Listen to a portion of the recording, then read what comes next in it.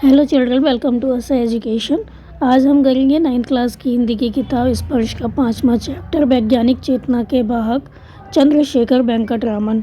इसके हम करेंगे प्रश्नोत्तर। इससे पहले हमने आपको कुछ प्रश्न करवा दिए थे, तो आइए देखते हैं इससे आगे के प्रश्न क्या हैं। इसमें है निम्नलिखित प्रश्नों के उत्तर 50 से 60 शब्दों में लिखिए। तो पहला है, रामन के प्रारंभिक शोध कार्य को आधुनिक हठयोग क्यों कहा गया है। आंसर होगा, रामन के प्रारंभिक शोध कार्य को आधुनिक हठयोग इसलिए कहा गया है क्योंकि उनकी परिस्थितियां बिल्कुल विपरीत थीं, लेकिन उनको जिद थी कि वो शोध कार्य करेंगे।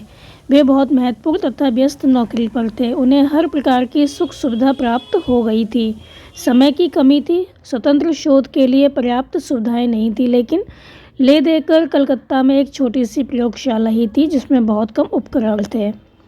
ऐसी विपरीत परिस्थितियों में शोध कार्य दृढ़ इच्छा शक्ति से ही संभव था। यह रामन के मन का दृढ़ हठ था, जिसके कारण वे शोध कार्य जो था अपना जारी रख सके। इसलिए उनके प्रारंभिक शोध कार्य को आधुनिक हठयोग कहा गया है। यह हठयोग विज्ञान से संबंधित था, इसलिए इसे आधुनिक कहा गया है। इसको आधुनिक कहना उचित है। फिर है आपका अगला प्रश्न, रामन की खोज रामन प्रभाव क्या है, स्पष्ट कीजिए। आंसर होगा, रामन की खोज को रामन प्रभाव के नाम से जाना जाता है।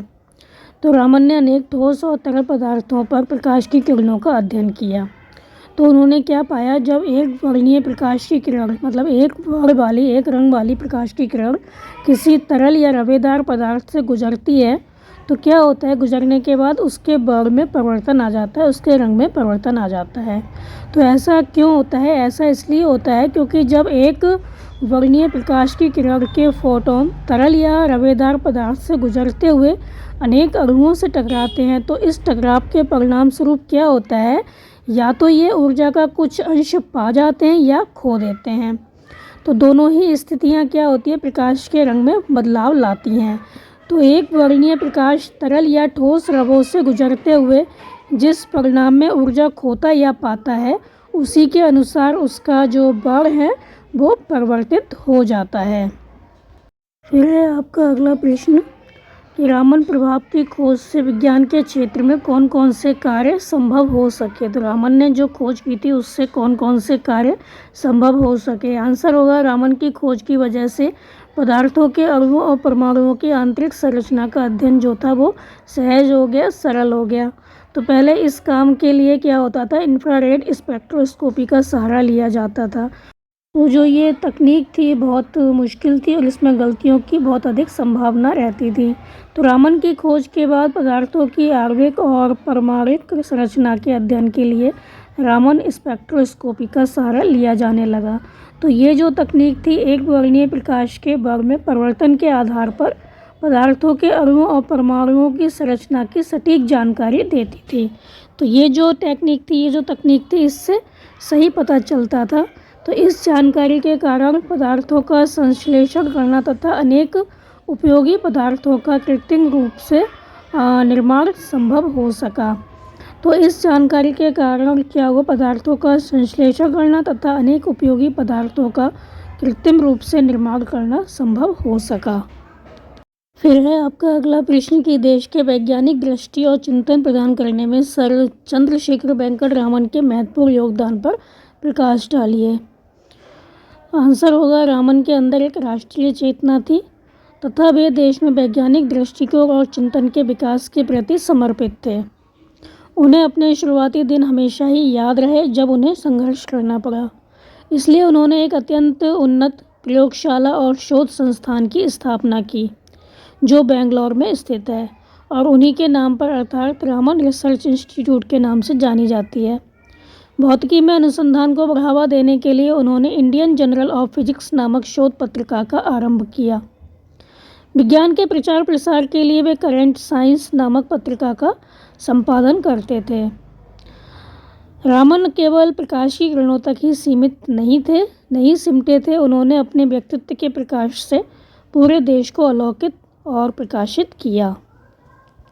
तो वेंकट रामन को अपने समय में काफ़ी दिक्कतें आई थी शोध कार्य करने में। तो उन्हें जो संघर्ष सहना पड़ा, तो उन्होंने कहा आगे जो बच्चे उनको इतना संघर्ष ना उठाना पड़े, तो इन्होंने क्या किया, उन्नत प्रयोगशाला और शोध संस्थान की स्थापना की, जो कि बेंगलोर में स्थित है और उन्हीं के नाम पर है, जिसका नाम है रामन रिसर्च इंस्टीट्यूट। और भौतिकी में अनुसंधान को बढ़ावा देने के लिए उन्होंने क्या किया, इंडियन जर्नल ऑफ फिजिक्स नामक शोध पत्रिका का आरंभ किया। और विज्ञान के प्रचार प्रसार के लिए उन्होंने करंट साइंस नामक पत्रिका का संपादन किया। और रामन केवल प्रकाश की किरणों तक ही नहीं सिमटे थे, तो उन्होंने क्या किया, अपने व्यक्तित्व के प्रकाश से पूरे देश को आलोकित किया, प्रकाशित किया। फिर है आपका अगला प्रश्न कि सर वेंकट रामन के जीवन से प्राप्त होने वाले संदेशों को अपने शब्दों में लिखिए।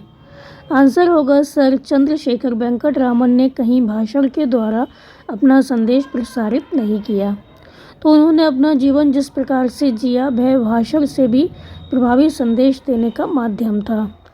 उनका कर्मशील जीवन मुखर संदेश से भी प्रखर था। उन्होंने वैज्ञानिक शोध में अपना जीवन समर्पित कर दिया। वे सरकारी नौकरी में रहते हुए भी कलकत्ता की प्रयोगशाला में प्रयोग करते रहे। जब उन्हें भौतिकी विज्ञान के प्रोफेसर की नौकरी मिली, तो कम वेतन और कम सुख सुविधाओं के बावजूद भी उन्होंने वह नौकरी स्वीकार कर ली। इससे हमें यह संदेश मिलता है कि हमें धन और सुख सुविधा का मोह त्याग कर शोध या किसी अन्य कल्याणकारी कार्य के लिए अपना जीवन अर्पित करना चाहिए। उन्होंने जिस प्रकार अनेक नवयुवकों को शोध के लिए प्रेरित किया, वो भी अनुकरणीय है। तो उन्होंने राष्ट्रीयता एवं भारतीय संस्कारों को नहीं त्यागा। उन्होंने अपना दक्षिण भारतीय पहनावा भी जो था वो भी नहीं छोड़ा। तो दक्षिण भारतीय पहनावा भी उन्होंने हमेशा अपनाया, उसको नहीं त्यागा।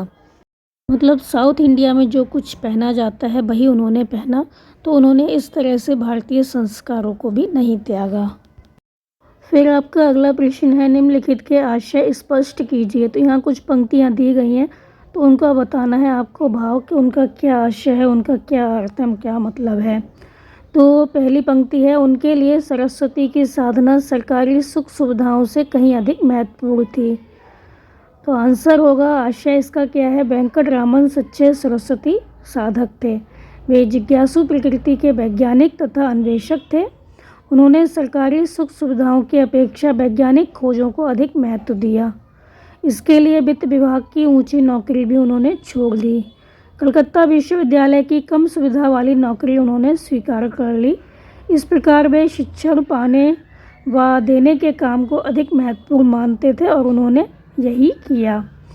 तो उन्होंने सरकारी जो सुख सुविधाएं मिली थी उनको त्याग कर उन्होंने क्या किया, वित्त विभाग की ऊंची नौकरी छोड़ दी और वैज्ञानिक खोजों को उन्होंने अधिक महत्व दिया और सरकारी सुख सुविधाओं की अपेक्षा उन्होंने क्या किया, जो विश्वविद्यालय की कम सुविधा वाली नौकरी थी उसको स्वीकार कर लिया। तो उनके लिए सरस्वती की साधना जो थी, मतलब विद्या की देवी होती हैं सरस्वती, तो उनको शिक्षण पाने व देने के काम को उन्होंने अच्छा माना।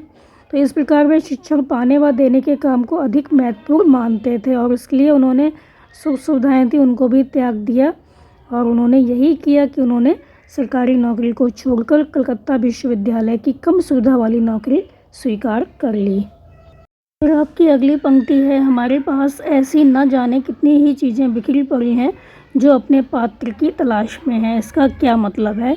आंसर होगा कि हमारे आसपास के वातावरण में अनेक प्रकार की वस्तुएं बिखरी होती हैं, तो उनके बारे में जानकारी प्राप्त करने की आवश्यकता है। उन बिखरी चीज़ों को सही ढंग से संवारने वाले व्यक्ति की आवश्यकता होती है जो उनको नया रूप दे सकते हैं। तो इन घटनाओं को अनुसंधान करने वाले खोजियों की तलाश रहती है। तो हमारे आसपास इतनी बहुत सी चीज़ें हैं जिनका हम नए तरह से प्रयोग कर सकते हैं, तो इन सब घटनाओं के लिए अनुसंधान करने वाले, खोज करने वाले खोजियों की तलाश रहती है। कहने का अर्थ ये है कि हमारे आसपास ऐसी बहुत सी चीज़ें होती हैं, अगर कोई सही व्यक्ति इनको पहचान ले और इनकी खोज करे, इन चीज़ों से कुछ बनाए, तो बहुत सी नई नई चीज़ों का आविष्कार हो सकता है। फिर आपकी अगली पंक्ति है, यह अपने आप में एक आधुनिक हठ योग का उदाहरण था। इसका मतलब क्या है, हठ योग का मतलब क्या है, तो आधुनिक हठ योग का उदाहरण था। इसका क्या मतलब है। आंसर होगा, हठ योग का अर्थ है जिद्द करने वाला। तो यह नहीं देखता, जो जिद करने वाला होता है वो यह नहीं देखता कि परिस्थितियां उसके अनुकूल हैं या नहीं है। जो हठी होता है वो अपनी जिद पर अड़ जाता है कि उसको यही करना है। तो प्रतिकूल परिस्थितियों में भी वो अपनी इच्छा शक्ति को दबने नहीं देता है, तो अपने कार्य को पूरा करके ही वो रहता है। तो रामन कलकत्ता में सरकारी नौकरी करने के दौरान भी बहुत से बाज़ार में स्थित Indian association for the cultivation of science की कामचलाऊ प्रयोगशाला के कामचलाऊ उपकरणों से प्रयोग करते थे। तो उस समय इतनी अधिक सुविधाएं नहीं थी, फिर भी वो अपने प्रयोग में लगे रहते थे और उनका जो ये हठ था वो विज्ञान से संबंधित था, इसलिए इसको आधुनिक हठ योग कहा गया है। तो उनके पास समय की भी कमी थी और इतनी अधिक सुविधाएं भी नहीं थी, लेकिन उनके अंदर जिद थी, हठ था उनका कि वो तरह तरह के प्रयोग करते रहते थे। तो यह अपने आप में एक आधुनिक हठ योग का उदाहरण है।